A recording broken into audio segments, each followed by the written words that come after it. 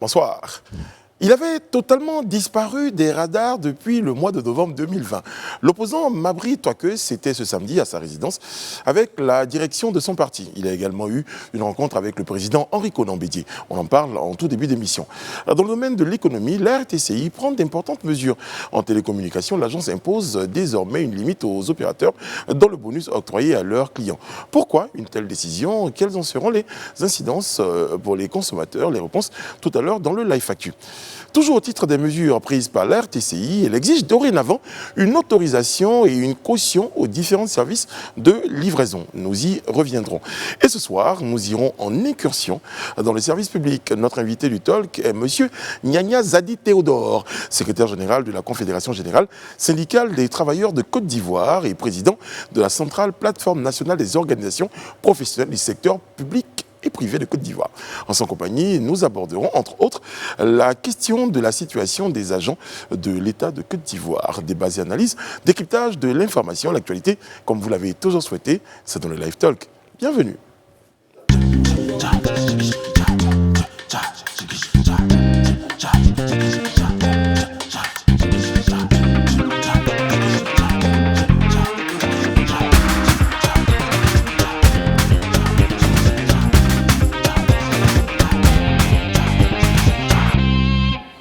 Oui, c'est une nouvelle semaine que nous entamons, une bonne nouvelle semaine, en tout cas nous vous la souhaitons. Nous sommes très heureux d'être en votre compagnie, nous c'est la The Team. Il y a à ma droite Sophie Aïda, bonsoir. Bonsoir. Bien votre week-end Sophie? Super, merci. Très bien. Et dites-vous bleu. Bonsoir Brice, bonsoir à toutes et à tous. Rien ainsi, bonsoir. Bonsoir Brice. Suis-je dans le vrai lorsque je dis qu'il y a une touche de fleurissure autour de toutes les trois? Non, je pense que tu vois mal. Ah bon? Non, je rigole. Tu as des yeux de lynx. Il y a des fleurs, il y a des fleurs. Yes. C'est bien, c'est très très bien. Pour apporter de la gaieté un petit peu. Absolument. On a été bien arrosés aussi, donc on fleurit. Wow. Alright. J'avais pas dit bonsoir à Sèche donc il ne peut pas intervenir pour l'instant. Bonsoir Sèche. Le cerveau est dans le pré. Bonsoir. Wow. Ça commence à venir. Voilà, si, j'aime Ça bien n'a rien à voir avec votre l'amour coupe de dans le pré. Ouais, je sais. On n'a pas entendu, qu'est-ce que je Voilà, si, j'aime bien votre coupe de cheveux. Merci beaucoup, Brice. Ce sont vos cheveux? Mes cheveux, oui. Ça te change. Alors, elle m'a sorti un truc tout à l'heure que je ne vais pas garder pour moi. Quand on lui donnait tous les compliments autour de cette nouvelle coupe de cheveux, on lui disait que ça la rendait très jolie. Et elle m'a dit ça me damifie. Ça me damifie. Ça me damifie. C'est un gros mot, damifie. Vous avez la parole, Réana, si, pour votre petite info. Et oui, et pour la petite info, on va à Bobo Baoulé où justement une jeune dame de 34 ans a été mise aux arrêts. Pourquoi est-ce qu'elle a été mise aux arrêts? Eh bien parce que c'est une arnaqueuse sur les réseaux sociaux qui prétend vendre du vin, mais en réalité qui livre à ses clients du sable dans des bouteilles de vin recyclées. Et donc c'est à force de plaintes justement de plusieurs personnes qu'elle a livrées. Et vous allez me dire, est-ce que ces personnes ne s'en rendent pas compte? Elle les vend dans des, on va dire, dans des sortes de casiers ou de cartons quand c'est acheté à la bouteille, de carton fermé. Et donc elle s'assure justement de donner la commande et de vite repartir après avoir pris l'argent justement.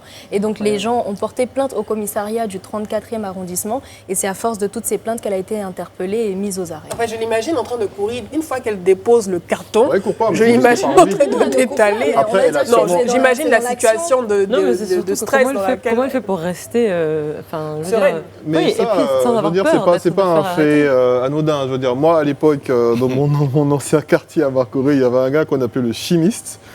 Ouais, parce que c'était un véritable chimiste. Le gars, lui, il te vendait des bouteilles mais hermétiquement fermées, des bouteilles de champagne, des bouteilles de vin, tout ce que vous voulez, mais avec de l'eau à l'intérieur. Comment il faisait? Je ne savais pas. En tout cas, ça arrive très souvent, ce genre d'arnaque. Moi, j'ai acheté une chaîne IFI Rempli de sable. remplie de sable. C'était une brique qui était à l'intérieur, Ouais, oui. à Djamé. En fait, c'est bien fait pour ma gueule parce que j'étais allé jouer de rouge, gagne-moi paix. Ce qu'on ne conseille pas. Mais faites attention, Non, surtout faites quand attention. vous êtes sur les plages, les vendeurs qui viennent, qui vous trouvent entre cacahuètes. amis. J'ai une bouteille de champagne moins chère et tout. Faites très attention. En tout cas, c'est l'occasion justement d'appeler à la vigilance de tout le monde sur justement les achats qu'on fait en ligne, parce que c'est vrai que ça facilite énormément le quotidien de beaucoup de personnes, mais malheureusement, c'est l'occasion pour certains d'arnaquer. Et donc, mieux vaut éviter cela, il faut faire très très attention. Mais pourquoi est-ce que les gens ne vérifient pas leur Les commandes à la Vous avez un livraison. carton de... Mais on ouvre le carton, on de vin, vérifie. vous voyez, effectivement, vous voyez du vin. Non, Vous avez mais des moi, bouteilles je- de vin non, mais je- qui sont fermées. Très Mais le rarement, sable, vous ça se ouvrez. voit, ça Non, se voit le que c'est sable, du ça se sable. voit. Justement, les bouteilles sont sombres. Ils sont sombres, oui. le sable, ça se C'est du vin rouge. Bon, alors, du sable ou de l'eau, d'ailleurs. En tout cas. Ok, donc faites attention, elle a dit. Les experts de l'arnaque. Ok, on va tout de suite démarrer avec l'actualité de chez nous et dans le reste du monde. Les nouvelles d'ici et d'ailleurs, c'est dans le live actuel. Alors, nous sommes très heureux d'avoir des nouvelles de monsieur Mabry Touakeus. L'opposant est de retour en Côte d'Ivoire. De retour, effectivement. Il avait disparu depuis un moment parce que justement, on se rappelle que le procureur de la République avait annoncé qu'il était recherché. Il avait fait cette annonce le 6 novembre. Et puis, entre autres, pour acte de sédition, parce qu'il était impliqué dans la mise en place du CNT, donc du Conseil national de transition. Et puis, on disait qu'il était présumé impliqué dans les violences électorales qui avaient eu lieu aux élections dernières. Eh bien, le dimanche 10 janvier 2021, il était chez le président Henri Konan Bédié du PDCI, par ailleurs président de la plateforme de l'opposition aussi. Et il a dit « J'ai manifesté cet après-midi toute ma gratitude au président Henri Konan Bédié pour le leadership avec lequel il conduit les actions de la classe politique de l'opposition ivoirienne. Je suis venu prendre ma place auprès de lui afin de réussir le combat pour la démocratie, pour la paix et pour la cohésion sociale. » Eh bien, on va dire qu'il a fait son apparition, l'apparition tant attendue, et puis il n'a pas eu peur des caméras ou de ceux qui le recherchaient. Pour une fois, il s'affirme, mais il affirme aussi qu'il est venu se mettre aux côtés du président Henri Konan Bédié pour continuer ce qu'il avait commencé. Ne pouvons-nous pas penser que ce retour-là est également une conséquence de la concertation, du dialogue? Oui, mais bien sûr, parce que de toute façon, les journaux qui titrent Retour de Mabry Touakeus de son exil forcé, des journaux qui sont plutôt verts, on va dire à tendance verte. Donc quand vous dites exil forcé, bon, ça veut dire que quelque part on l'a contraint à partir. Donc s'il revient, c'est que quelque part on lui a permis de revenir. Donc à la limite, je pense qu'on est quand même dans cet apaisement. Peut-être qu'il a estimé que l'environnement, l'atmosphère actuelle lui est permettait de favorable revenir. Il était favorable. Justement, d'exil, beaucoup se demandaient où est-ce qu'il était. Eh bien, à cette question, il a répondu « J'étais partout et nulle part. Ce que je sais, c'est que j'étais loin de ma maison. » Et en tout cas, il a reçu, on va dire, son parti, donc la direction de son parti, l'UDPCI. Donc on a l'impression que les activités reprennent un peu. On attend de voir quelle sera la suite, justement, de cette stratégie. Et puis, voilà.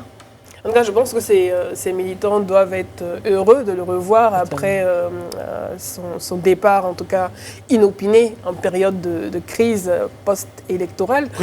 Précipité, en tout cas, son départ précipitant en période de crise post-électorale.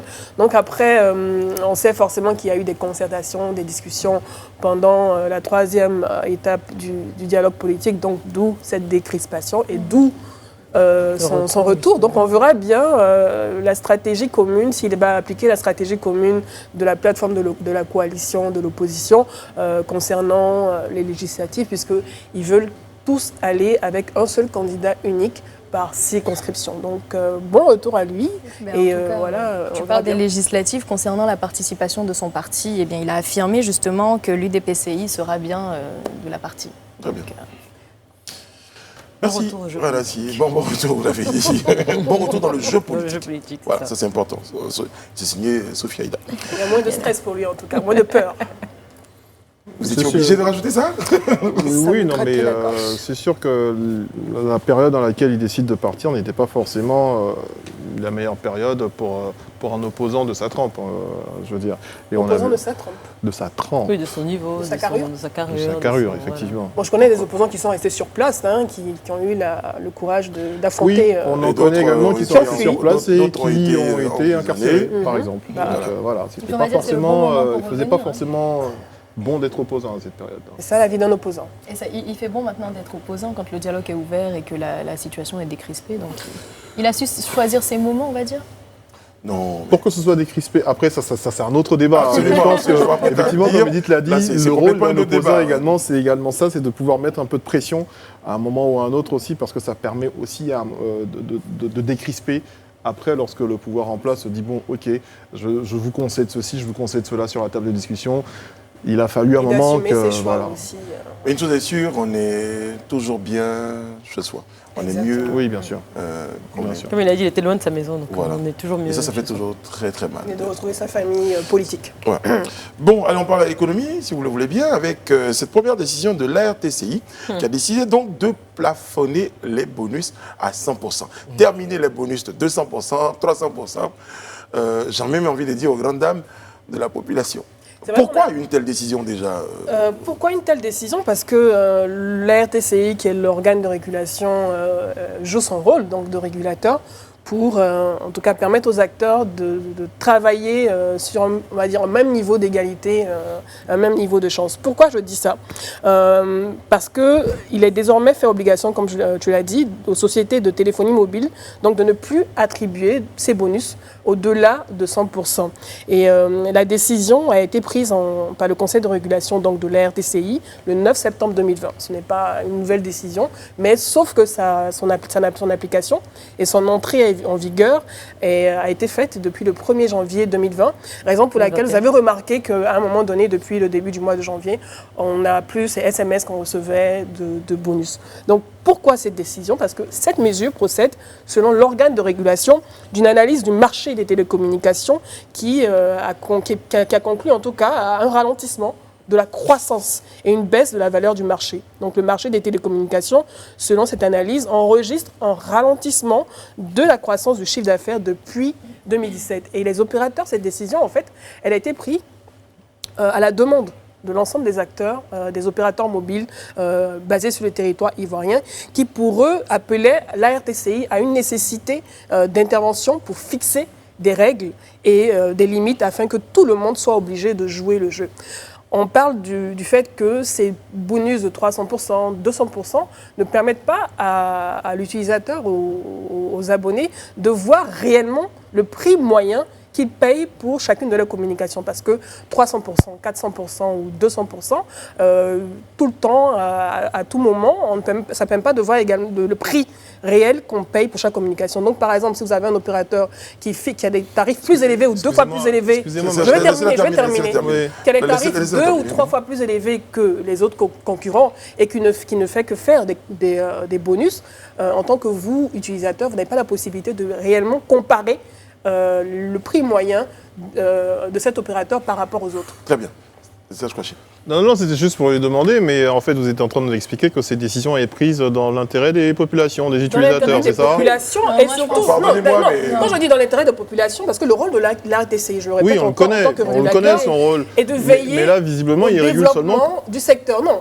Au développement pécunier et économique du secteur, je dirais oui, mais pour l'instant, là on me dit que là, ce que vous êtes en train de m'expliquer, c'est pour ça que je vous ai dit, je m'insurgeais pour dire excusez-moi, que je n'ai pas le temps de voir le prix de ce que je paye véritablement lorsqu'une des structures me donne 200, 300, 400%, mais très franchement... Imaginez des soldes toute l'année. Après, ne soyons pas dupes, ne soyons pas dupes. Commercialement, c'est peut-être anticoncurrentiel, il n'y a pas de problème entre les structures. Il y en a qui sont lésés, il n'y a pas de souci. Mais l'intérêt de l'utilisateur, de la population, est-ce qu'il a été régulé dans cette affaire à un moment? Où est-ce qu'on en est quand en Europe ou sous d'autres cieux, on a des forfaits avec des accès illimités en téléphone. Mais ici, on n'a que 200%, 300% de bonus et des gens s'insurgent. Attention, il y a un manque à gagner pour nous, mais et nous, les utilisateurs? À un moment, quand est-ce qu'on nous dit que vous avez des forfaits illimités? À un moment, mais...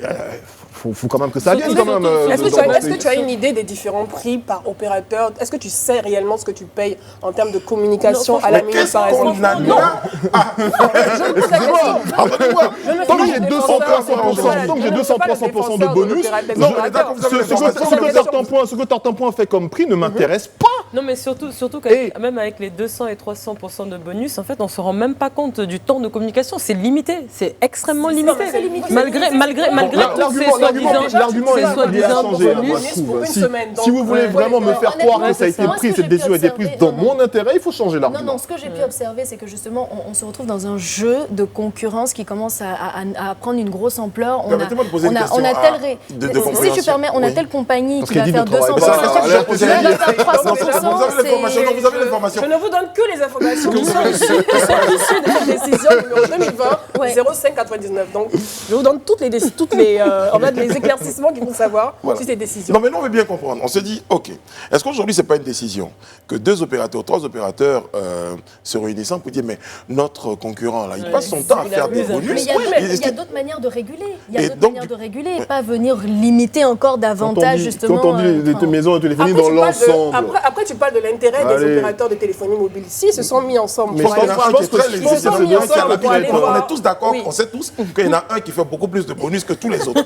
C'est On est ce qui- d'accord. oui. Que les Je vais plus puissants. terminer. Oui. Voilà. Que les plus forts. Lequel Voilà. Donc, du coup, peut-être que les autres s'étaient réunis et dit non, attends, le gars, il exagère, il entraîne pas. Et du coup, tout le monde commence à basculer sur le gars qui fait beaucoup plus de bonus en tant que consommateur. On va le Tu, choisir. tu fait, parles, en fait, tu parles de justement, celui qui c'est ça, fait c'est- beaucoup plus de bonus, Oui. qui bien sûr, parce que c'est lui, on va dire, qui a été à la Tous les base de mardis. cette guerre des bonus, tu dis tous les mardis. Il y a les Donc c'est lui samedis. qui a déclenché cette guerre de bonus qui est là depuis un certain nombre d'années et qui lui a permis de passer en tout cas lorsque ça a été déclenché, parce qu'il y a eu un changement au niveau de la direction à ce moment donné, de passer de 17% de part de marché à 24 ou 25% de Moi, part je de suis tout à fait marché. d'accord sur le fait Donc, que on parle de régulation. l'autorité de régulation. L'autorité de régulation Oui, fait mais son ça, travail. en fait, ça Non, ne non, je concerne suis tout pas. à fait Ça d'accord qu'elle concerne fasse son pas travail l'utilisateur. pour réguler au niveau du marché concurrentiel. Il n'y a pas de problème. Mais ça Mais concerne il pas était là sur ce l'utilisateur, plateau, c'est il m'avait demandé est-ce que vous êtes là également pour réguler au niveau des intérêts des populations et des utilisateurs. Il nous a dit oui, mais à ce moment-là, où est-ce que nous sommes, où est-ce qu'on nous gère? Où est notre intérêt On va dire si on Je recule pense que les pas, si on opérateurs recule maintenant, pas, ça va apporter une certaine aurait anarchie très dans le bien- domaine, et puis on aurait après pu ça dire- va, la population va en pâtir. On peut avoir cet élément de La réponse. population n'aura malheureusement plus de bonus, c'est dommage. Bah, en fait, Au-dessus si, de si. 100%. Ouais, c'est On aura 100%, c'est 100%. plafonné, mais à 100%, on est Brice, d'accord. quand tu m'appelleras et que je te dirai parle vite, ne t'étonne pas. Très bien. Tu sais pourquoi. Non, Donc, bah, vous ne parlez placez, qu'avec les bonus, c'est ça En plus, ça peut aller de bonus. Bon. Alors, la RTCI en ce moment. Rappelons-nous, hein, non mais rappelons-nous, hein, je veux dire, rappelons, il n'y a pas 50 ans, il n'y a pas 30 ans, hein, quand le téléphone mobile est arrivé en Côte d'Ivoire, les puces étaient à 25 000 francs. Hein. Aujourd'hui, les puces sont à 500 francs. Hein. Ouais. Il y en a qui sont gratuits, donc ce qui veut dire que les coûts de production, tout ce que vous voulez, ça baisse à un Ça moment baisse. ou à un autre. Aujourd'hui, Et en progressivement, principe, ils ont mis les choses progressivement, comme elles mais sont. pourtant en Afrique, en tout cas chez nous, ça a pris beaucoup de temps quand même. beaucoup plus de Internet aujourd'hui, c'est toujours énorme les coûts. Bon, alors s'il y a des bonus de 200, 300, 400%, on aurait très bien pu réguler pour dire bon bah écoutez, vous pouvez donner des services illimités par exemple pour tel ou tel truc, tel ou tel forfait pour vous abonner Et ça, tous ça ensemble. régulerait. Ça Le jeu de la régulerait concurrence. dans l'intérêt des utilisateurs. Mais là, ils n'ont agi seulement que dans l'intérêt de ceux qui font le ouais. profit. Donc des Les sociétés. opérateurs t'écoutent. Mais non, du Bah, coup, mais peut-être j'espère que bien. Mais peut-être que la RTCI dira discuter de ça avec l'association des consommateurs. Hein, Oui, pourquoi pas, voilà, avec c'est- le Non, mais Marius je l'ai Comoué, dit tout à par l'heure, exemple. quand Oui. on avait Voilà. le directeur de la RTCI, je lui ai posé la question de savoir est-ce que vous êtes là pour réguler également les intérêts des utilisateurs. Il nous avait dit oui, c'est pour ça que je me permets de dire ça. Donc retenez également que l'article 11 de cette même décision dit que la RTCI peut réviser sa décision en À la fonction bonne de heure. l'évolution des choses. Donc Très bien. je pense qu'ils vont écouter Bon, Serge. Ah, on sait la jamais bonne c'est ce plateau où there can be miracles when you When believe. you believe. Attention. Et quand on le dit, on le pense. Traduction, s'il vous plaît. Il peut exister des miracles, il peut se produire des miracles. Quand on y Quand croit. on y Quand croit. on y croit. Exactement. Voilà. Il faut y croire fort. Bon, alors je parlais de la RTCI qui en ce moment fait beaucoup parler fait parler d'elle, Ouais. avec à présent le point des services de livraison. C'est une autorisation et une caution qui sont exigées désormais aux opérateurs. Et ça fait grincer les dents. Oui, alors justement, service de livraison, une autorisation et une caution exigée des opérateurs par la RTCI et encore la RTCI. Chaque entreprise ou structure de livraison sera dans l'obligation de s'acquitter des taxes et d'une autorisation d'exercer d'un montant de 5 millions de francs CFA, valable pour une période de 10 ans. That's crazy. Voilà, c'est la news du moment qui fait un peu le Là, buzz, j'entends, entre autres. Je vous entends même si vous n'ouvrez pas la bouche. Alors, les entreprises doivent ouvrir un dossier à la RTCI d'un montant de 400 000 francs CFA. Des sanctions sont prévues pour toutes celles qui ne seront pas en conformité avec la loi. Des peines allant de 5 mois à 5 ans de prison, les amendes de 300 000 francs à 3 millions de francs CFA. Les questions que se sont posées les Ivoiriens, en tout cas une partie des Ivoiriens qui ne comprenaient peut-être pas cette décision, la première c'était pourquoi une telle décision maintenant? Il y a deux niveaux. Oui, la décision ne date pas d'aujourd'hui. D'aujourd'hui. Déjà, la rencontre, elle a eu Au terme de la lieu. loi 2013-702 du 10 octobre 2013. Donc cette pour loi, Côte il Elle d'Ivoire. faut bien existe le déjà préciser, depuis 2013. existe depuis 2013. Mais en fait, comme c'était pas Pourquoi rentable, Depuis 2013, et le c'est décret. ça. Non. Et Comme la, c'était pas- bon, et la pourquoi loi a c'est- été pourquoi décrétée en Conseil des ministres en 2018. Donc la loi existe dans le journal officiel de la République de depuis Côte d'Ivoire. 2018? Depuis Bon, 2013. alors, Depuis si- 2013. si vous permettez, les Ivoiriens, avant l'intérêt général des Ivoiriens, il y a celui du collectif des entrepreneurs de la livraison urbaine de Côte d'Ivoire, parce que je pense que c'est à eux que cette Mais c'est pas la seule décision... association, il y en a Oui, beaucoup bien sûr, plus. mais Il y en a en beaucoup tout cas plus. celle-là Donc. qui a répondu le 8 janvier, donc avec ce courrier pour dire que donc l'objet, c'est compte rendu de la rencontre avec les RTCI. Donc le mardi 15 décembre 2020, le bureau, si vous permettez, je vais la lire rapidement. Le bureau exécutif a répondu à l'invitation de la RTCI pour prendre part à une rencontre d'information et d'échange. Il ressort que de cette rencontre, les points suivants. La RTCI a été désignée par le gouvernement pour être notre autorité de régulation pour mettre de l'ordre dans notre secteur d'activité. Chaque entreprise ou structure de livraison sera dans l'obligation de s'acquitter des taxes et d'une autorisation d'exercer d'un montant de 5 millions, valable sur une période de 10 ans. Chaque entreprise et structure de livraison doit ouvrir un dossier à la RTCI d'un montant de 400 000 francs. Des sanctions sont prévues pour tous ceux qui ne seront pas en conformité avec la loi, peine allant de 5 mois, comme on vous l'a dit tout à l'heure, à 5 ans de prison. Suite à toutes ces informations, nous constatons aujourd'hui que le texte de loi a été publié et rentrera bientôt dans sa phase active. Toutefois, la délégation du CELUCI a pu négocier un rendez-vous avec la direction générale pour créer un cadre d'échange spécifique pour mieux nous faire connaître et comprendre, ainsi que négocier l'obtention de tarifs préférentiels et mieux adaptés. Toutefois, il nous a clairement été rappelé que chaque structure devrait être déjà légalement constituée. Nous avons également été instruits que les mesures décidées par les autorités compétentes seront effectives. Alors, voilà qui est dit. Pour revenir aux questions, la première c'était pourquoi une telle loi maintenant? Donc il est important de dire que la loi existe déjà depuis 2013, qu'elle rentre en vigueur que maintenant. Non, pas maintenant. Elle est rentrée en vigueur depuis 2018. Pourquoi elle est appliquée Parce qu'elle a été maintenant décrétée en Conseil. Elle n'est pas appliquée. C'est parce que, je vous donne une confidence. J'ai eu au téléphone tout de suite un chef d'entreprise qui a une société de livraison qui est assez connue ici et qui disait que, de toute façon, ils sont au courant depuis. Ils ont les textes de loi. C'est dans le journal officiel, ils sont informés parce que quand on est dans un secteur d'activité, on est conscient et on a connaissance des textes de loi qui régissent notre secteur d'activité. Et il était informé, mais il me disait que, tu sais, en général, on espère qu'ils ne vont pas s'intéresser à nous, donc ils ne vont pas nous demander d'appliquer. Non, on est sur un truc très concret. Hein. On a effectivement l'impression que personne ne s'intéressait à eux jusqu'à ce que ce commerce-là commence à prendre une grande ampleur et qu'on se rende compte qu'on peut justement profiter justement sur l'essor de ce commerce-là. Non, je le dis comme ça. Non, je le dis comme ça. Je suis d'accord. Oui. Effectivement, quand un commerce se développe, c'est vrai qu'on peut avoir, on va dire, un revers. Donc, il faut automatiquement chercher à réguler. Mais est-ce que c'est comme ça qu'on devrait réguler? C'est pour ça que le deuxième niveau de ma question devient intéressant. Le niveau, c'est pourquoi maintenant? Pour dire que ça existait. C'est ça. Pourquoi ça rentre maintenant dans sa phase active? Pour répondre à votre question, mais de façon terre à terre. Allons-y sur un constat général. Moi, en tout cas, sur mes réseaux, et vu que nous sommes tous, je pense, de potentiels clients de ces vendeurs en ligne aujourd'hui, donc on se fait forcément livrer avec Covid et tout, on peut faire un tour de table et vous demander satisfaction par rapport au service de livraison. Je pense que tout le monde, les gens n'arrêtent pas de se plaindre en fait. Très bien. Par rapport au service de livraison, parce qu'il y en a beaucoup plus. Maintenant, c'est peut-être à la base. Parce qu'il y en a énormément. Tout le monde se lève aujourd'hui. Il suffit d'avoir une moto et devient livreur, alors que le service n'est pas forcément fait de façon professionnelle. Donc il s'agit de réguler le secteur. On revient sur ce que je dis, c'est que justement quand on voit que ce secteur connaît un grand essor, on se rend compte des risques qu'il peut y avoir, donc on décide de le réguler. Mais est-ce que c'est de cette façon qu'il faut le réguler? En appliquant la loi, en faisant appliquer la loi. Mais c'est dans les discussions qu'ils ont eues, donc ce comité avec la RTCI. La RTCI a bien fait comprendre que pour les, on va dire, les livreurs qui n'ont pas de société, qui n'ont pas d'entreprise, mais qui, par exemple, sont prestataires chez des grandes sociétés de livraison, par exemple, ils peuvent soit se constituer en société, ensemble, en collectif, ou bien être enregistrés au sein de la société et ne plus avoir besoin d'avoir cette autorisation, mais être sous le couvert de la société en question. Donc, après la meilleure idée, être informé de la loi et même être à jour. Être à jour, surtout. Et moi, j'aurais bien aimé, juste pour terminer, Sophie, j'aurais bien aimé en tout cas que peut-être en 2013, je ne sais pas les conditions dans lesquelles la loi a été mise en place. Est-ce qu'il y a eu une concertation avec les différents acteurs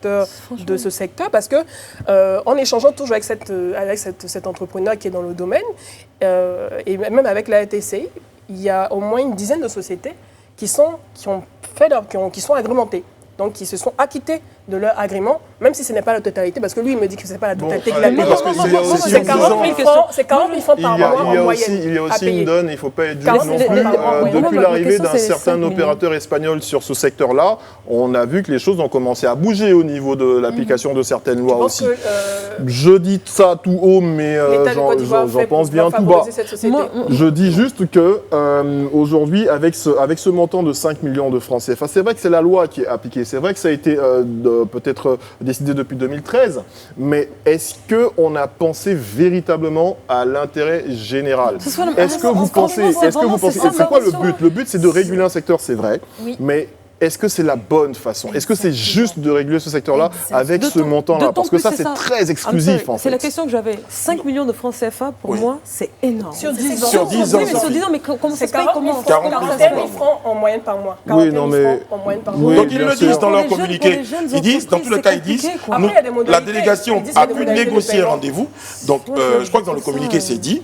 Il y a un volet de négociation. De négociation qui est en cours, donc les discussions continuent. Voilà. Déjà, il y a le rappel donc, de certaines structures à se rendre au niveau de l'autorité pour être en conformité. Parce que quoi qu'on dise, comme Serge le disait tout à l'heure, il y a aujourd'hui 2 gars en 3 motos. Ils se constituent livreurs. Jusqu'à ce qu'un jour, un colis disparaisse et qu'on n'ait aucune trace de cette société de livraison. Mais pour être honnête, moi, je l'ai vécu parce que je vais aller sur une brève anecdote. Hein. J'avais un commerce en ligne que je tenais pendant pas mal d'années dernièrement. Et justement, moi, j'ai été escroquée comme ça, plus de 75 000 francs de colis. Il est parti avec l'argent. Il a livré effectivement les colis, mais il n'est jamais revenu avec l'argent. Je n'ai plus jamais pu le joindre. Je n'ai plus de nouvelles jusqu'au jour d'aujourd'hui. Mais 75 000 francs sont en l'air. Donc sur ce point, je te rejoins bien et je suis d'accord avec ça. Enfin, là où ça pose problème, c'est qu'au niveau du montant, on est d'accord? C'est les 5 millions qui posent problème, à votre avis? Alors, les 5 millions, quand vous êtes une entreprise, même si vous êtes une jeune structure, moi je vais peut-être en étonner plus d'un, mais moi, c'est pas les 5 millions qui me posent problème. Même s'ils ont quand même l'air un peu assez exclusifs là sur le moment, parce qu'on a l'impression que 5 millions c'est beaucoup, mais c'est quand même sur 10 ans, effectivement, ça fait à peu près 41 000 francs par mois. Non, laissez-moi finir, s'il vous plaît. Mais par contre, moi, il y a un truc sur lequel je m'insurge, c'est la Poste. La Poste de Côte d'Ivoire. Là, nous parlons d'économie numérique, donc c'est régi naturellement par le ministre de cette économie-là et de la Poste. Je me dis que dans un pays, tout ce qui doit être de la livraison doit pouvoir faire intervenir la Poste. Est-ce qu'on ne devrait pas aujourd'hui, je ne sais pas moi, intégrer ces jeunes-là qui le font de façon informelle au service de la Poste pour leur donner des formations pour que ce soit bien régulé, pour que ce soit bien régi, qu'ils puissent avoir un salaire? Oui, on a vu avec l'avènement d'une grande maison de vente en ligne, dans les tout débuts, les livraisons étaient effectuées par le service de livraison de la Poste. Mais après, ils ont très vite disparu parce que selon les distances, ils ne pouvaient pas. Ils vous appelaient pour vous dire que nous, on rend service et on ne peut pas. C'est limité. Alors qu'en principe, je pense que si on se concentrait sur le service de livraison de la Poste pour mieux le réguler, pour lui donner les moyens d'agir et donc de le renforcer peut-être avec ces jeunes-là qui aujourd'hui font des livraisons ça et là, on arriverait non seulement à lutter contre le chômage, mais aussi à permettre à la Poste d'être beaucoup plus efficiente. Ce que vous dites, c'est que même en France, je le sais, en France, la Poste livre. Bien sûr. Déjà, elle livre. Et à côté de ça, il y a des structures privées qui livrent. Exactement. Donc tout le monde a l'occasion et l'opportunité de recruter des gens pour faire reculer le chômage. Donc je crois qu'ici... Est-ce qu'aujourd'hui, quand vous achetez en ligne, est-ce que vous êtes tout de suite, vous avez l'option de la Poste et du privé? Non, pas du tout. Non, mais pour l'instant, oui. Justement, c'est de ça que je parle. Pour revenir au fait que justement, 5 millions, c'est beaucoup, je vais vous dire, c'est beaucoup, parce que 40 000 francs par mois, ça peut sembler peu pour certains, mais c'est beaucoup pour ceux qui cotisent, on va dire, pendant des années pour pouvoir s'acheter 1 ou 2 motos, pour pouvoir mettre en place un service à crédit, pour pouvoir mettre en place un service de livraison. Ça crée de l'emploi, ça a créé énormément d'emplois pour des gens, justement, qui n'avaient pas forcément de chance pour intégrer des entreprises ou quoi. Ça crée énormément de préjudices également. De préjudices, mais ça a créé beaucoup plus d'emplois que de préjudices. Et ce que j'ai envie de dire, c'est qu'il y a des façons de réguler, mais en tenant compte aussi de justement... Je connais des gens qui étaient livreurs, justement, à partir de 3-4 livraisons qui ont abandonné parce qu'ils ont estimé que les personnes qui les employaient les grugeaient aussi. Donc je crois que c'est une façon, ça peut être une façon. Moi, je suis pour la régulation. Parce que ça nous évite des livreurs malhonnêtes. Ça nous évite des livreurs malhonnêtes, ça nous évite des accidents de route parce que vous les voyez sur leur moto comme des fous furieux. La régulation, de toutes les façons, est importante, elle est primordiale. Mais moi, mon souci, ce sera toujours au niveau et du timing. Pourquoi maintenant? Et à un moment ou à un autre, il faut bien y aller vers l'évolution. Il y a une situation assez circonstancielle parce que depuis le début de la semaine passée, on a la nouvelle annexe fiscale qui est sortie. Donc, certaines informations de la nouvelle annexe fiscale qui parlent par exemple de taxes sur certains produits, d'augmentation par exemple d'une certaine marque d'huile, qui a entraîné un buzz sur les réseaux sociaux et eux, ils sortent leur communiqué. Donc, 3 semaines après leur rencontre avec la TCI, alors qu'on sait très bien qu'on peut faire un communiqué le lendemain d'une rencontre avec une autorité de régulation, c'était le 15 décembre, ils ont attendu jusqu'au 8 janvier pour le faire. Déjà, donc, en profitant des circonstances, c'était normal qu'il y ait forcément un buzz. Et sachant que tout le monde agit par émotion, on ne va pas forcément se poser des questions de ce contexte. Tu as parlé de régulation, d'entrepreneurs. Il faut surtout tenir compte des entrepreneurs qui se sont lancés dans ce secteur d'activité. On parle également de pouvoir, par exemple, les jeunes étudiants, de pouvoir, par exemple, avoir une petite activité rémunératrice en étant livreur, par exemple, à temps partiel, avec des sociétés comme La Poste ou des sociétés comme Coditrans ou Colivoire, par exemple. Ça existe. Donc, c'est vrai qu'il faut réguler le secteur, mais il ne faut pas aussi pénaliser certaines entreprises ou bien start-up qui n'ont pas les moyens de pouvoir le faire. Mais tout part de la discussion, de la négociation. Je pense qu'à partir de ce moment-là, on sait qu'on peut trouver une solution. Moi, je me pose déjà des questions sur le choix des montants. Comment ça a été fixé? C'est la préoccupation en tout cas que j'avais. Sinon, je ne suis pas contre la régulation. Ah oui, bien sûr. Il y a des textes de loi qui existent. Donc, on est censé connaître ces textes de loi, ça c'est la base. Mais derrière aussi, il ne faut pas oublier la Poste de Côte d'Ivoire. C'est la grande dame qui existe depuis de nombreuses années. Il y a des postes partout dans les pays. Et donc, forcément, avec l'arrivée de tous ces acteurs dans ce milieu, il y a aussi des emplois à la Poste de Côte d'Ivoire. Il y a des pères, il y a des mères de famille. Donc, comment réguler un secteur sans que toutes les parties ne soient lésées? Tu vois ce que je veux dire? Donc, c'est vraiment, comme on dit, ils ont un peu de choix, le juste milieu, le juste équilibre, en fait. En tout cas, cette émission, pour moi, je pense que c'est une plateforme, justement, qu'on utilise pour verbaliser certaines idées ou certaines choses ou dénoncer des choses. Et puis j'espère en tout cas qu'on sera écouté. En tout cas, les Ivoiriens se sont posés des questions. Les Ivoiriens se sont posés des questions. Les questions que nous nous sommes posées également sur ce plateau, c'était pourquoi une telle décision? On a appris que la décision existe depuis longtemps. Pourquoi maintenant? Donc on a appris qu'elle existe depuis longtemps. Pourquoi un tel montant? Est-ce qu'il n'y a pas la possibilité de négocier, comme disait le communiqué de celui-ci? Ils disent qu'on va discuter pour négocier. Je pense qu'il y a matière à en faire un vrai plateau dans les jours à venir. Ouais, je pense que dans les jours à venir, on essaiera en tout cas l'invitation annoncée d'avoir sur ce plateau-là des responsables de la RTCI et puis des sociétés qui sont... Il y en a une dizaine, chacune avec une part de marché. Eux, ils ont leur association. Donc, il n'est pas le collectif qui a fait ce communiqué. Et le lendemain donc, de cette réunion avec la TCI, ils se sont rencontrés également pour en discuter. Je crois que vous parlez tout à l'heure de ce qui fâche, ce qui fait grincer les dents. Et je pense qu'on a plutôt bien compris ce que certains Ivoiriens clamaient. Il y a une forme de timing, de coïncidence. Oui, et en plus, on est dans une crise économique avec la Covid dans plusieurs pays, donc la Côte d'Ivoire. Les prix augmentent, on a une sorte d'inflation qui commence à se faire sentir, donc ça grince les dents. Les gens ont perdu leur travail, leur emploi. Donc forcément, lorsqu'on voit ce genre de décisions qui touchent les entrepreneurs, c'est compliqué. On marque une pause, on se retrouve juste derrière. C'est M. Nyanya Zadi Théodore qui nous rejoint sur le plateau. Il est le secrétaire général de la Confédération générale syndicale des travailleurs de Côte d'Ivoire et par ailleurs président de la centrale plateforme nationale des organisations professionnelles du secteur public-privé de Côte d'Ivoire. Très bien. Tu es arrivé. J'y suis arrivé. Ouais, bonsoir M. Nyanya. Bonsoir. Merci d'être en notre compagnie. Merci. Alors, on rappelle qu'en 2017, donc, les plus importants mouvements syndicaux de Côte d'Ivoire, au nombre de 7, ils sont. C'est ça. On signe avec le gouvernement ivoirien un protocole d'accord portant une trêve sociale 5 ans. Avec le gouvernement, qui est consenté donc à payer un stock d'arriérés de salaire estimé à environ 249 milliards de francs CFA. Quel bilan pour en faire 2 ans après, concernant ce protocole, son application? Merci. Je voudrais saisir cette occasion pour saluer tous les travailleurs du Côte d'Ivoire, leur souhaiter une très bonne année de santé, avec ce que nous avons connu cette année avec la Covid. La santé est la chose la plus importante aujourd'hui. Je voudrais aussi dire merci à la TV pour cette opportunité que cette télé nous donne en tant que travailleurs pour parler de nos préoccupations. Alors cela dit, effectivement, en 2017, un certain nombre d'organisations, sous la houlette de la plateforme nationale, ces organisations ont conduit une grève historique, parce qu'elle a fait plus de 3 semaines, du 9 janvier jusqu'au 27 janvier. Et à l'issue de cette grève, nous avons signé un accord avec le gouvernement après 8 mois de négociations, donc le 17 août 2017.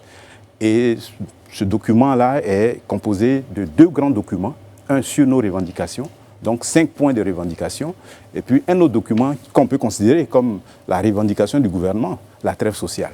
Parce qu'en contrepartie de ce que nous gagnons en termes de revendications, le gouvernement a souhaité qu'on lui donne un temps de répit pour qu'il puisse mobiliser les ressources importantes qui sont contenues dans ce document.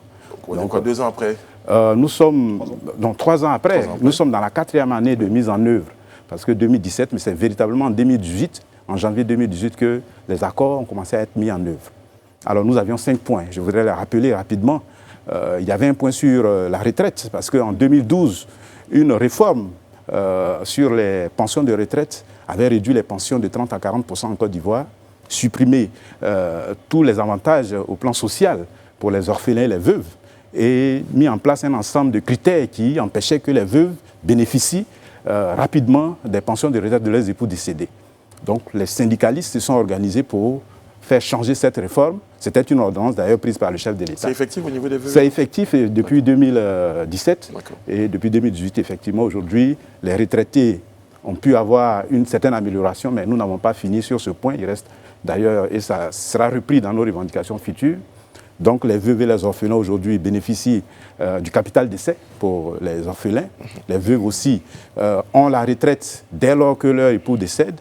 Or, dans l'ancienne loi, il était dit qu'elle devait attendre d'avoir l'âge de départ à la retraite de son époux décédé avant de bénéficier. Et cela a été supprimé. Donc aujourd'hui, elles bénéficient de cela. Il y avait le deuxième point, c'était sur le stock d'arriérés dont vous avez parlé. En 2009, de 2007 à 2009, il y a eu des grèves en Côte d'Ivoire.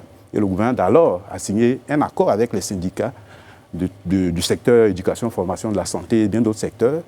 Et alors, c'était engagé à payer, c'était un montant global de 120 milliards. Le gouvernement d'alors avait payé 50% et avait dit qu'il paierait le reste dès l'atteinte du point d'achèvement du PPTE. Ensuite, il y a eu la crise post-électorale. Quand le gouvernement du président Ouattara est arrivé, nous avons négocié avec lui, à l'issue des grèves aussi, et il a payé donc une partie. Mais pendant de 2009 jusqu'en 2017, il y a eu un stock qui s'est accumulé. Et c'est ce qui fait le montant de 249 milliards. Donc nous avons obtenu le paiement et depuis janvier 2018, cet argent est payé, sera payé sur 8 ans. Parce qu'il y a environ 120 000 fonctionnaires concernés, issus de, je dirais, plusieurs secteurs d'activité, les enseignants, les gens de la santé, etc. etc. On peut dire que le gouvernement donc, a respecté sa part de contrat et est en train de continuer à respecter. Oui, c'est cela. Il n'y avait pas que ça. Il n'y avait pas que ça. Il y avait également le recrutement des journaliers. On avait près de 1800 journaliers qui étaient dans le secteur de la fonction publique et qui n'avaient pas le salaire des fonctionnaires, qui faisaient pourtant le même travail. Nous avons réussi à les faire intégrer à la fonction publique à l'issue de cette grève. Il y avait également 41 000 fonctionnaires issus des autres emplois non enseignants, non du secteur de la santé, qui réclamaient une bonification indiciaire de 100 à 150 points. Eux aussi ont eu leur bonification, ça fait de 23 000 à 33 000 francs CFA. Cela est payé aussi depuis le mois de janvier 2018. Ces bénéficiaires sont aujourd'hui satisfaits, on peut dire? Bien entendu, sur ces questions-là, en tout cas sur cette grève historique et les résultats auxquels nous sommes parvenus, les fonctionnaires sont satisfaits. Sont satisfaits parce que cela est mis en œuvre effectivement. Bien sûr, il y a d'autres points. Il y a d'autres points pour l'avenir, étant entendu que quand on vous fait une bonification 3 ans après, cela rentre dans le jeu, et puis alors vous réclamez un peu plus. Les dépenses, oui. Les dépenses, voilà. Donc, globalement, pour faire le point, voilà. le bilan, le gouvernement aura respecté. Oui, c'est-à-dire sur les 5 points qui ont été acquis, le gouvernement a fait sa part et respecte depuis 2018. Et cela va continuer jusqu'à 8 ans. Nous sommes à la 4e année. Dès ce mois de janvier 2018, le stock d'arriérés qui continue d'être payé, parce que nous étions 120 000 au départ, il en reste environ 70 000 qui continuent de percevoir. Alors, Monsieur et Gagnard, à partir de... si vous permettez, avec l'accord de Brice aussi, donc vous êtes en train de dire que le gouvernement a respecté sa part, c'est ça, ce qui est bien, mais dans les nombreux engagements pris par les syndicats que vous représentez ici, je pense, on note également l'amélioration de la performance du secteur public, enfin, donc de l'administration publique. C'est cela. Quel est le bilan que vous pouvez faire justement après ces quelques années? Est-ce que vous pensez avoir rempli votre part à ce niveau-là, au niveau performance dans l'administration publique? Bien entendu, je pense que les travailleurs du secteur public font tout. Parce qu'il ne peut y avoir d'État sans fonctionnaires. C'est le secteur public qui tient l'économie. Parce que quand on parle de fonctionnaires, ils vont du grade le plus bas jusqu'au grade le plus élevé. Les préfets de région, les magistrats, tout ça, ce sont des fonctionnaires.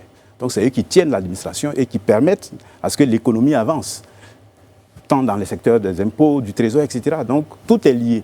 Et c'est parce que les fonctionnaires font leur travail que nous parlons aujourd'hui, n'est-ce pas, Parlons justement de qualité de travail. Là, vous venez de nous expliquer le rôle d'un fonctionnaire. Je pense qu'on le connaissait un peu tous sur ce plateau-là. Mais on parle de qualité pour améliorer les performances. On parle de qualité donc, du travail dans le secteur public, notamment des fonctionnaires. Il y a un point très important que tout le monde, dont tout le monde parle, hein, mais qui n'a pas forcément été cité dans vos différents accords, c'est la corruption. Tout à fait. Au niveau de notre fonction publique. Est-ce que vous pensez qu'à ce niveau-là, vous avez vraiment fait votre part? Est-ce que la corruption a réussi à être jugulée au niveau de la fonction publique? Comment Où est-ce qu'on en est contre la corruption? Mais je pense que... Est-ce qu'ils pensent déjà que ça a été jugulé? Et après, comment? Mais je pense que la corruption est un terme très vaste, c'est un thème vaste. Et en général, on en parle sans forcément présenter des éléments probants. Très précis. Voilà, donc je vous donne un exemple très précis, si vous voulez, j'en ferai un chapelet. Tout à fait. Alors, je veux, par exemple, aujourd'hui, me tirer mon casier judiciaire. Oui. J'arrive où je dois le faire et je suis accueilli par un agent qui me dit, bon, bah, si vous voulez que ça aille rapidement, il faut donner temps. C'est cela.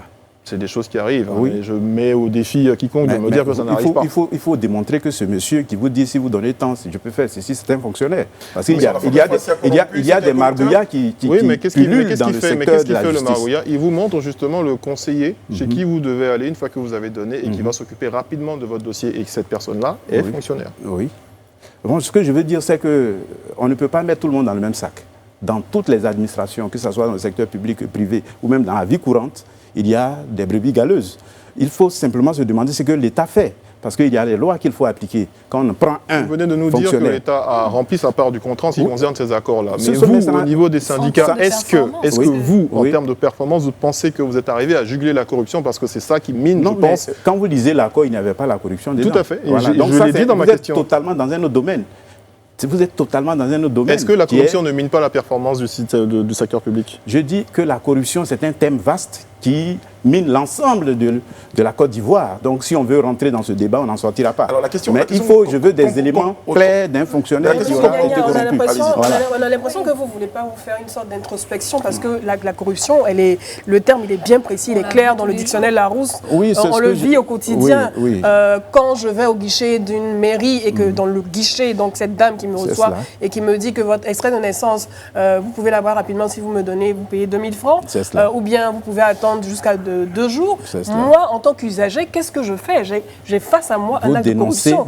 Je dénonce cet acte de corruption. Maintenant, on vous demande simplement, vous, en tant que syndicat, en plus de demander des avantages à l'État auxquels vous avez droit, effectivement, quelle est votre responsabilité pour arriver à une sorte de performance au niveau de vos agents, au niveau de ces 120 000 fonctionnaires qui fournissent un service public aux Ivoiriens?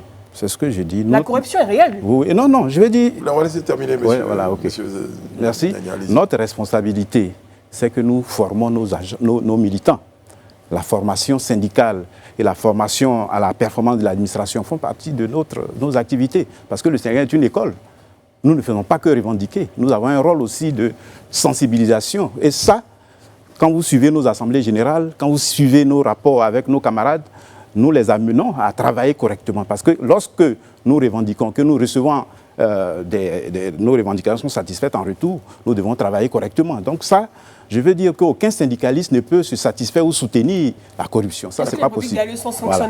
Mais ça relève du droit et de la justice, de l'État. Parce que je veux du syndicalisme. M. Nyanya, c'est qu'aujourd'hui, avec le gouvernement, vous avez institué une plateforme de rencontres, des discussions. Vous aviez des points de revendication. Le gouvernement est en train, ou sinon, a résolu une bonne partie. Tout à fait. Est-ce que le gouvernement aujourd'hui est satisfait du retour? Parce que vous, en contrepartie, le gouvernement attendait quelque chose de vous. Il attendait quoi de vous? Mais je pense que c'est au gouvernement de dire s'il est satisfait ou pas. Nous, en tout état de cause, en tant que syndicalistes, nous posons nos problèmes. Nous avons des résultats. Nous respectons nos engagements. Ici, dans cet accord, il y a une... Vous pouvez aujourd'hui que les fonctionnaires du gouvernement filent le parfait amour aujourd'hui? Bon, je ne peux pas le dire ainsi. Ce que je veux dire, c'est que nous avons, en 2017, mené une action. Et parce qu'il faut mettre tout cela dans un contexte bien précis. Il ne faut pas généraliser parce que c'est... Une action autour de 5 grands points. Ces points-là n'ont pas résolu tous les problèmes des fonctionnaires. Ça, il faut le dire. Donc, nous avons sur ce point-là obtenu un accord. Et cet accord-là nous le gouvernement fait une part, nous faisons notre part. Il y a un truc Quelle qui a attiré est mon cette attention part? tout à l'heure, si vous permettez. Mais de oui, façon ça. concrète, Oui, le gouvernement ça fait sa revient tout à part, l'heure. donc Oui. vous nous dites qu'ils ont effectivement fait leur part, Oui, il est mais en vous train nous parlez de- de votre part. Mais quelle est votre part? Parce que quand on vous parle d'un problème de performance comme la corruption, vous nous dites que il en ressort de l'État justement de C'est réguler cela. ce secteur. Mais quelle est votre part de façon concrète pour que Ici- les Ivoiriens comprennent? Oui, non, ça c'est simple. Dans l'accord, vous verrez bien qu'au point 3 de l'accord sur la trêve sociale, il est bien dit que les syndicats s'engagent à privilégier la négociation pour leurs revendications nouvelles. C'est-à-dire, il n'est pas interdit que nous ayons de nouvelles revendications. Mais il faut privilégier la négociation. Il ne faut pas aller tout de suite à la grève. Ça, c'est un engagement qui est le nôtre.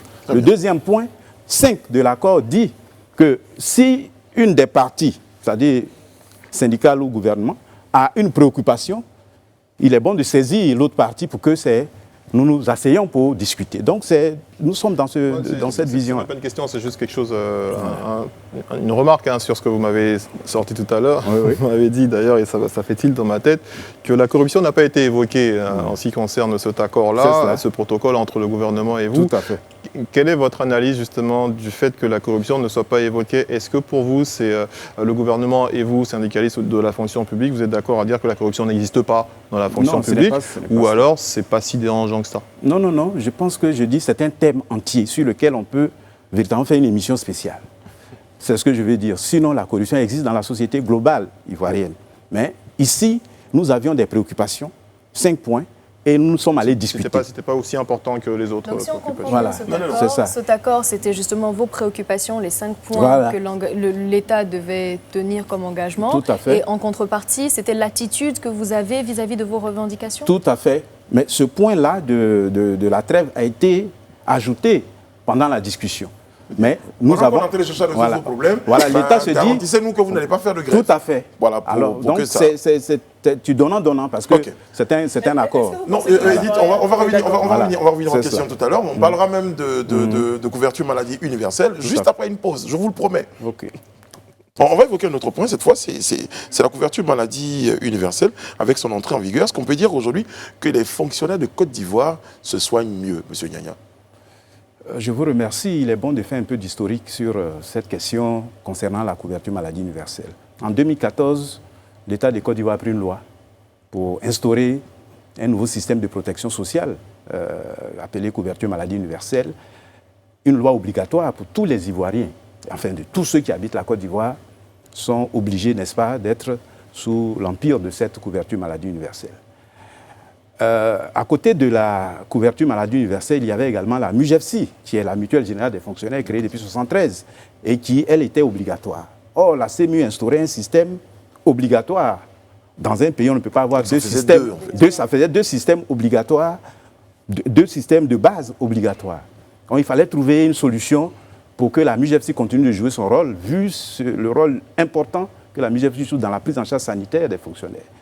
Alors en 2017, un décret est pris pour instaurer pour la MUGEFSI un régime complémentaire obligatoire attelé, n'est-ce pas, au régime général obligatoire qu'est la CMU. L'entrée en vigueur de cette CMU en 2019 va poser problème pour les fonctionnaires, parce que les fonctionnaires étaient habitués à une prise en charge sanitaire de la MUGEFSI qui a été créée en 1973, ça fait 47 ans aujourd'hui, et l'arrivée de la CMU va prendre une partie des cotisations des fonctionnaires. Le fonctionnaire le plus gradé cotise 7004 francs au niveau de la MUGEFSI. Et l'entrée en vigueur de la CMU, l'attelage a fait que la cotisation devait être répartie en deux. Donc environ 52% des ressources de la MUGEFSI vont être envoyées à la CMU, qui elle vient d'arriver, qui n'avait pas encore véritablement retrouvé ses lettres de noblesse, ses marques. Et du coup, une partie des ressources de la MUGEFSI sont affectées de l'autre côté. Et la MUGEFSI doit, elle, garder une partie des ressources qui, véritablement, ne sont plus suffisantes. Et on lui demande de prendre en charge, n'est-ce pas, les maladies chroniques au long cours, qui sont les plus onéreuses, les plus chères. Donc, à partir de là, la prise en charge sanitaire des fonctionnaires est déstabilisée. Il y a un problème, on est d'accord. Et il y a problème. Parce que la CMU, arrivant, avec une partie des ressources, mais aussi avec une partie des pathologies les plus légères, n'a pas encore fait ses preuves et déstabilise donc le confort de soins des fonctionnaires. Et jusqu'à aujourd'hui, c'est un peu la situation qui prévaut.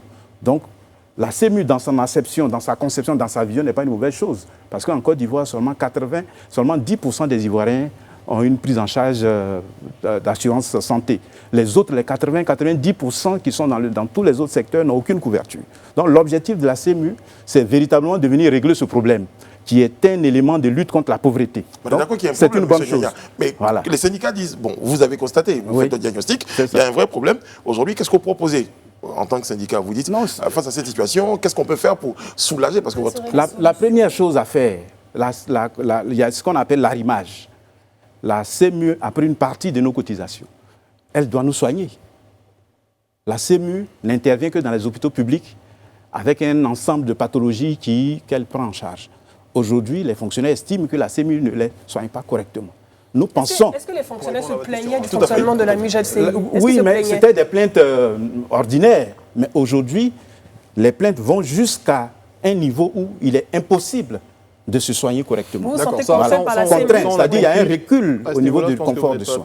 Donc, c'est comme ça, on a compris, si vous le permettez, Brice. Mais moi, j'ai juste envie de vous poser une question qui va peut-être nous envoyer ailleurs, mais dans le prolongement de votre développement. Après, justement, on peut considérer que c'est une petite victoire, entre autres, du syndicalisme en Côte d'Ivoire. Quel est votre regard, en fait? Comment se porte le syndicalisme dans la fonction publique? Vous vous sentez vraiment écouté, vous vous sentez vraiment important? Oui, je voulais juste conclure sur la question sur la CEMU. Une question importante. Qu'est-ce qu'il faut faire? La première chose à faire, c'est que la CEMU doit jouer son rôle. C'est lui de soigner les fonctionnaires qui payent une partie de leur cotisation à la CEMU. L'État doit également améliorer le plateau technique des hôpitaux publics et améliorer les infrastructures sanitaires. Parce que la CEMU a été créée et même les agents de santé ont eu l'impression qu'on leur a imposé quelque chose.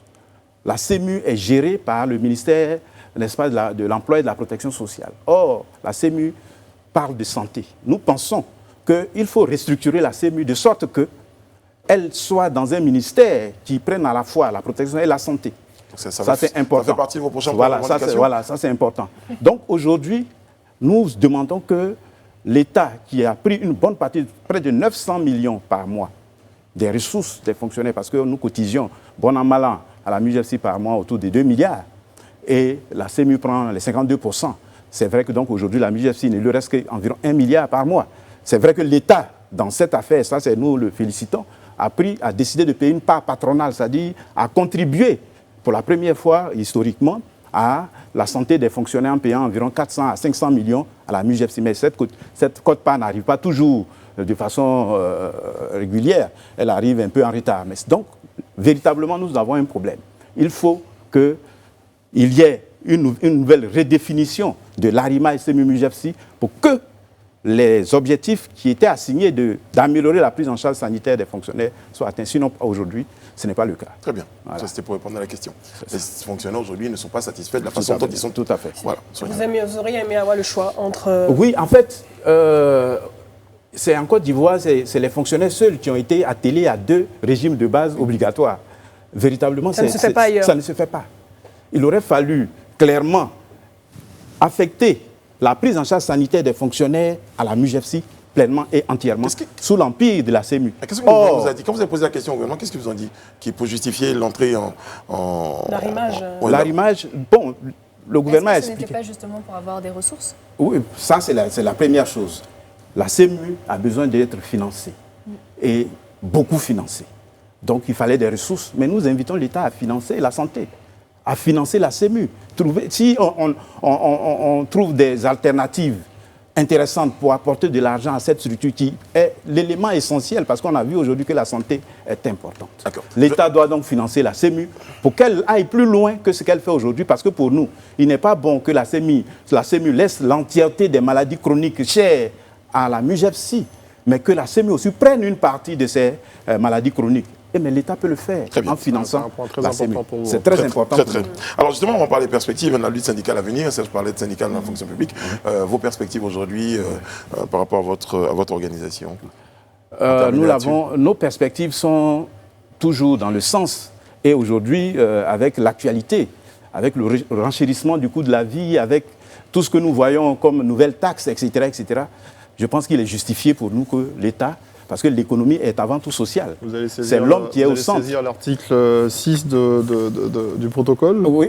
C'est ça?